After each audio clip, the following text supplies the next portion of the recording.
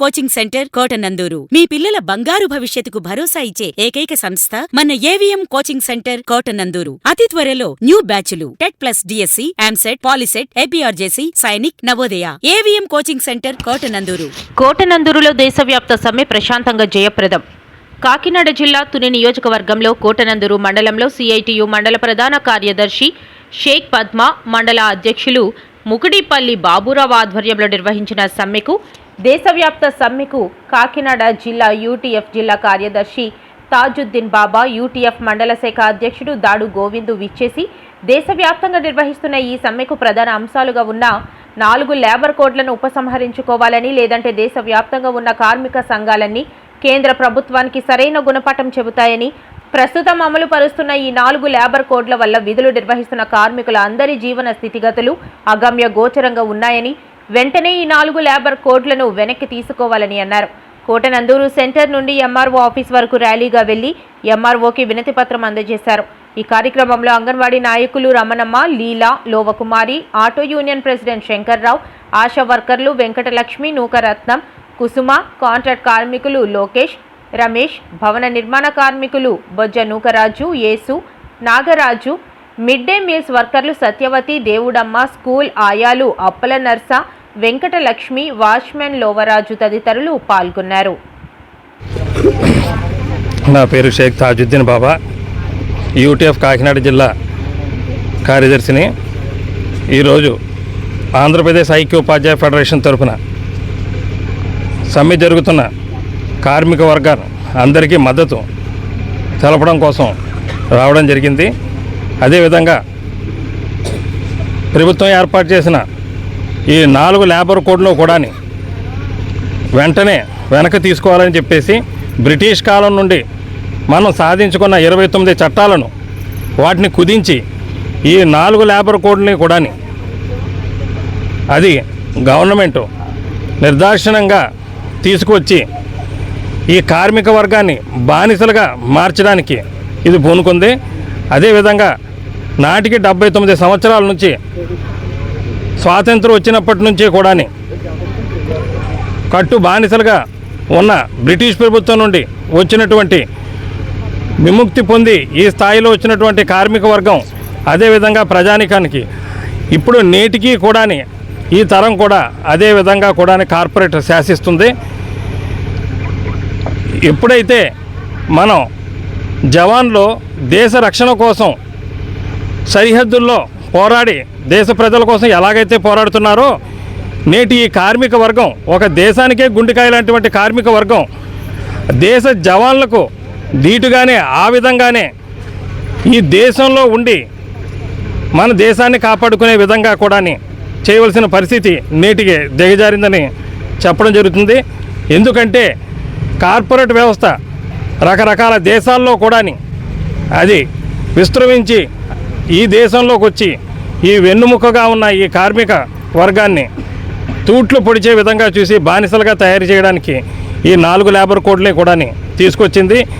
మోడీ ప్రభుత్వాన్ని మనం ఒకటే కోరుతున్నాం, ఈ 4 లేబర్ కోడ్ని వెంటనే వెనక్కి తీసుకోవాలని చెప్పేసి, కార్మిక వర్గానికి తగిన న్యాయం చేయకపోతే రాబోయే కాలంలో ఆ ఉన్న పదవి నుంచి కూడా దిగజారిపోయే విధంగా ఈ కార్మిక వర్గం శాసిస్తుంది అని చెప్పేసి ఈ విధంగా కూడా యూటీఎఫ్ జిల్లా కార్యదర్శి పక్షాన మీ అందరికీ తెలియజేస్తూ. దాడి గోవిందరావు, యూటీఎఫ్ మండల శాఖ అధ్యక్షులు, కోటనందూరు మండలం. మరి నేడు దేశవ్యాప్తంగా మరి కేంద్ర ప్రభుత్వం ప్రవేశపెట్టినటువంటి 4 లేబర్ కోడ్లకు వ్యతిరేకంగా మరి వామపక్షాల ఆధ్వర్యంలో జరుగుతున్నటువంటి ఈ కార్యక్రమానికి మద్దతు తెలియజేయడం కోసం రావడం జరిగింది. మరి ఎన్నో త్యాగాలు, మరెన్నో పోరాటాల ద్వారా సాధించుకున్నటువంటి 29 కార్మిక చట్టాలు మరి కార్మికులందరికీ కూడా ఆయువు పట్టుగా ఉండి మరి వారి యొక్క విధులకు కానీ వారి యొక్క వ్యక్తిగత భౌతికానికి కానీ బాసటగా నిలుస్తున్నటువంటి 29 కార్మిక చట్టాలని కూడా రద్దు చేసి నిర్ద్వందంగా సంఘాలతో కానీ లేదా కార్మికులతో కానీ ఎటువంటి చర్చలు కూడా జరపకుండా మరి కేంద్ర ప్రభుత్వం ఈ 2025 నవంబర్ 21వ తారీఖున నోటిఫికేషన్ రిలీజ్ చేయడం జరిగింది. పాత చట్టాలన్నీ కూడా రద్దు అయిపోయిన నుంచి మరి ఇప్పటి నుంచి 4 లేబర్ కోడ్లు మాత్రమే మీకు అందుబాటులో ఉంటాయని చెప్పేసి తేవడం జరిగింది. ఈ 4 లేబర్ కోడ్లని కూడా మరి సిఐటి తరఫున, ఆంధ్రప్రదేశ్ ఐక్యోపాధ్యాయ ఫెడరేషన్ ఏపీ యూటీఎఫ్ తరఫున కూడా తీవ్రంగా మేము ఖండిస్తున్నాం. ఈ లేబర్ కోడ్లు ఏ విధంగా కూడా మా యొక్క కార్మిక వర్గానికి ఆమోదయోగ్యం కాదు. ఈ లేబర్ కోడ్ల వల్ల మాకు ఎటువంటి ఉపయోగం లేదు, నష్టం తప్పని చెప్పేసి తెలియజేయడానికి మేము ఎటువంటి సంకోచించట్లేదు. అందువల్ల ఎట్టి పరిస్థితుల్లో కూడా కేంద్ర ప్రభుత్వం వెంటనే దిగివచ్చి 4 లేబర్ కోడ్లు రద్దు చేయాలి. రద్దు చేసి కార్మిక వర్గానికి బాసటగా నిలవాలి. అప్పుడే మనం మా యొక్క మద్దతు ఈ కేంద్ర ప్రభుత్వానికి కానీ దానికి మద్దతు చేయడం రాష్ట్ర ప్రభుత్వానికి కూడా ఉంటుందని చెప్పేసి మేము ప్రత్యేకంగా తెలియజేస్తూ ఉన్నాం.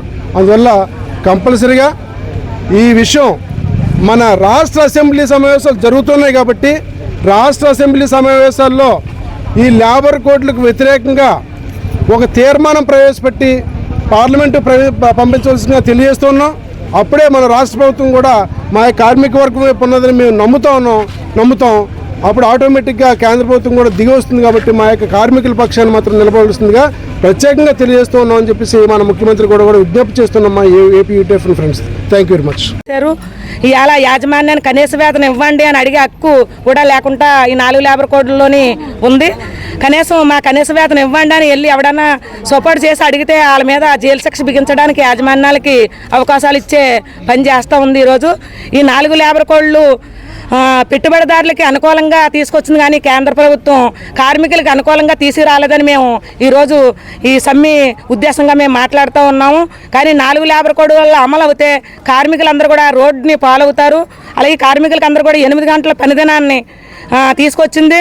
8 గంటల పని ఎన్నో పోరాటాలు చేసి 44 చట్టాలు తెస్తే 44 చట్టాలని కుదించి 4 చట్టాలుగా మార్చింది.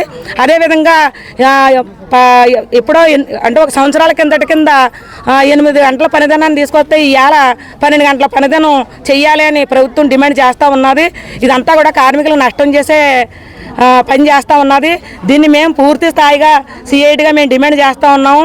ఇవాళ స్క్రీన్ వర్కర్లకు అందరికీ కనీస వేతనం 26,000 రూపాయలు ఇవ్వాలి, ఉద్యోగ భద్రత కల్పించాలని మేము అడుగుతూ ఉన్నాము.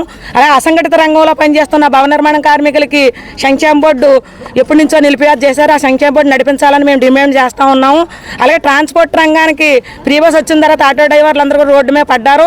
వాళ్ళందరూ కూడా సంక్షేమ బోర్డు ఏర్పాటు చేయాలి, లేదంటే ప్రభుత్వమే ఆటో తీసుకొని నెలకు 30,000 రూపాయలు కార్మికుడికి ఇవ్వాలని మేము డిమాండ్ చేస్తూ ఉన్నాము. అలాగే మిడ్ డే మీల్ వర్కర్లకి ప్రభుత్వమే గ్యాస్ సరఫరా చేయాలి, కనీస వేతనం వాళ్ళకి ఇవ్వాలి, అదేవిధంగా గ్రూప్ ఇన్సూరెన్స్ ఇవ్వాలి, పెన్షన్ మినో ఛార్జీ 1.5 సంవత్సరం అవుతుంది, మినో ఛార్జీ వాళ్ళ అకౌంట్లో తక్షణమే ఇవ్వాలని డిమాండ్ చేస్తూ ఉన్నాము. అలాగే నైట్ వాచ్మెన్లు ఉదయం నుంచి సాయంత్రం వరకు నైట్ మాత్రమే పనిచేయాలి, కానీ 24 గంటలు పని చేస్తూ ఉన్నారు. అలా కనీస వేతనం 6,000 ఇస్తున్నారు.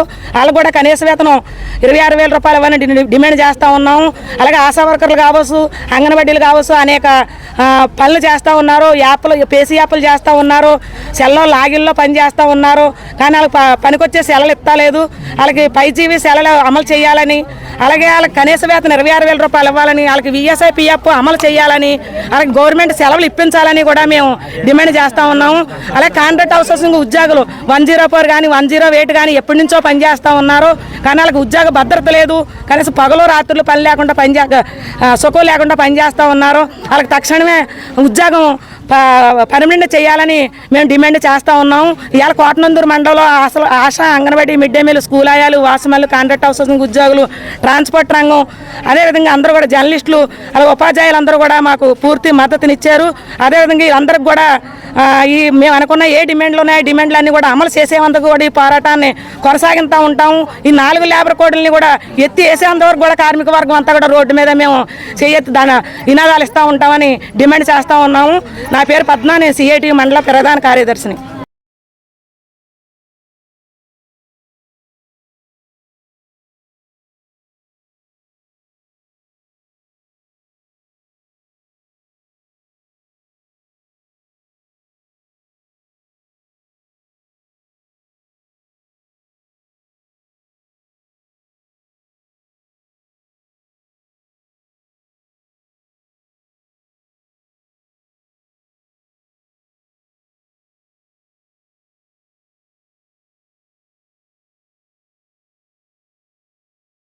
పంచాయతీ కార్మికులు అండి. కోటనందూరు మండలంలో పంచాయతీలు నేను ప్రెసిడెంట్ కింద పెట్టారండి చేపర్లందరూ. కనీసం మాకు నెలకు 6,000 ఇస్తున్నారండి, మాకు గిట్టుబాటు అవ్వట్లేదండి. అదే కొన్ని మున్సిపాలిటీలకి అయితే పొద్దున్న నుంచి మధ్యాహ్నం సాయంకాలం చేస్తున్నారండి. మమ్మల్ని కూడా అదే టైం దాకా సాయంకాలం దాకా పెడుతున్నారండి. కానీ 200 పడుతుందండి రోజుకి. మాకు దానివల్ల మాకు ఉపయోగం ఏమిటి లేదండి. కానీ కనీసం బియ్యం మూట కొంటే 1000 రూపాయలు 1500 2000 ఉంటుందండి. కనీసం మాకు గిట్టుబాటు కూడా అవ్వట్లేదండి. ఇది పని కూడా పంచాయతీ తరపు నుంచి చంటి పిల్లడు పుట్టిన కాడ నుంచి చనిపోయేదాకా మళ్ళీ పెద్ద మనిషి చనిపోయేదాకా మాకే పని ఆపు చెప్తున్నారండి. పియ్య పేడతోనే మేము తీస్తున్నామండి. కనీసం మాకు జీతం కూడా పెంచట్లేదండి. అడుగుతుంటే ఇదిగో చూద్దాం అదిగో చూద్దాం అంటున్నారు, కానీ కనీసం ఏది వేతనం కూడా లేదండి. అడుగుతున్నామండి, అడిగినా జరి పట్టించుకోవట్లేదండి. కనీసం 26,000 చేస్తారని మేము మనం చేసుకుంటున్నాం. ఈరుగుల నోకరాజు, మాది కేకొట్టం, కోటనందూరు మండలం, CITU మండల కమిటీ మెంబర్గా పనిచేస్తున్నాను.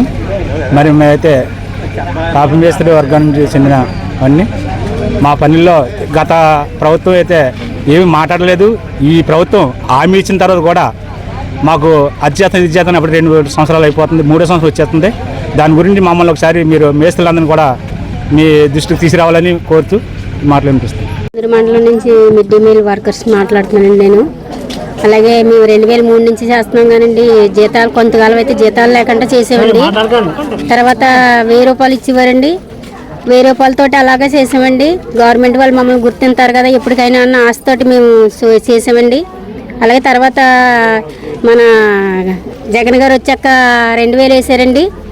ఆ 3000తో చేస్తున్నాం. డైలీ 100 రూపాయలు కూలి అంటే ఇప్పుడు పిల్లల్ని ఎలా పెంచుకుంటాం, ఇల్లు ఎలా గడుతుందో మాకు మరి గవర్నమెంట్ వాళ్ళు మమ్మల్ని గుర్తింటారన్న ఆశతోటి మేము ఎదురు చూస్తున్నామండి.